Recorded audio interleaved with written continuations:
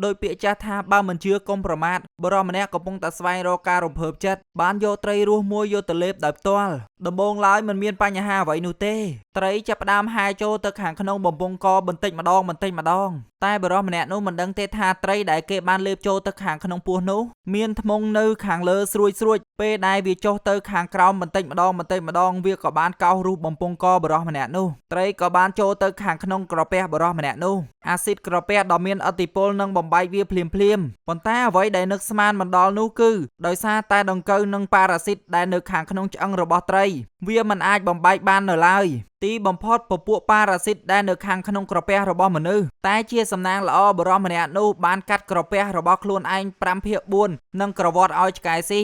ហេតុការណ៍ពិតទាំងនេះពិតជាគួរឲ្យខ្លាចខ្លាំងណាស់កាលពីឆ្នាំ2025ម្ដាយម្នាក់បានព្យាយាមឲ្យកូនដេកដោយខ្លួនឯងទីរੂទើបនឹងកើតមិនទាន់បានប្រហែលខែស្រួលបួលផងម្ដាយទុកឲ្យកូនដេកតាមម្នាក់ឯងនៅខាងក្នុងទ្រុងរួចហើយទីរੂក៏បានវាចូលទៅខាងក្នុងទ្រុងដោយខ្លួនឯងហើយទ្រុងដែលគេបានសាងសង់ហ្នឹងយើងបានមើលឃើញថាវានៅជាប់បង្អួចមើលទៅវាពិតជាមានគ្រោះថ្នាក់ខ្លាំងណាស់ហេតុអីក៏ម្ដាយធ្វើប្រហែសយ៉ាងនេះដំបូងឡើយទីរੂបានវាដោយខ្លួនឯងអ្វីក៏ល្អប្រសើរគ្មានអ្វីកើតឡើងនោះទេប៉ុន្តែសម្ភារៈនៃទ្រុងនេះគឺធ្វើឡើងដោយសម្ភារៈធម្ម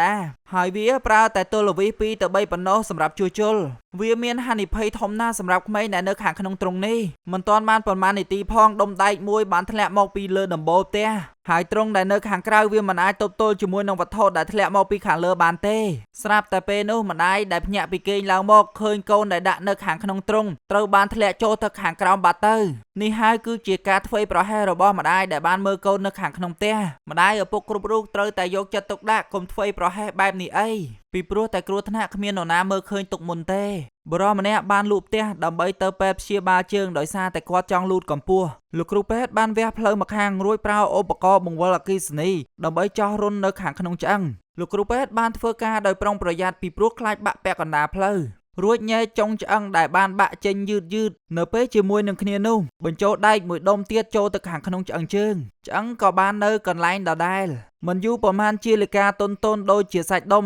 និងសរសៃប្រសាទក៏បានលូតលាស់ថ្វីត្បិតតែជើងម្ខាងរបស់គាត់មានកម្ពស់10សង់ទីម៉ែត្រប៉ុន្តែដោយសារតែគាត់មានលុយគ្រប់គ្រាន់សម្រាប់ធ្វើការវះកាត់ជើងម្ខាងដូច្នេះគាត់បានទៅធនាគារដើម្បីទៅខ្ចីប្រាក់ពីធនាគារបន្ថែមតែប្រាក់ដែលគាត់ខ្ចីពីធនាគារវាគ្រប់គ្រាន់សម្រាប់តែបំបែកកំភួនជើងម្ខាងតែប៉ុណ្ណោះឆ្អឹងក៏ចាប់ផ្ដើមលូតលាស់យឺតទីបំផុតគាត់ក៏បានលូតលាស់កម្ពស់10សង់ទីម៉ែត្រម្ដងទៀតចុះប្រសិនបើរឿងនេះធ្លាក់លើអ្នកទាំងអស់គ្នាហ៊ា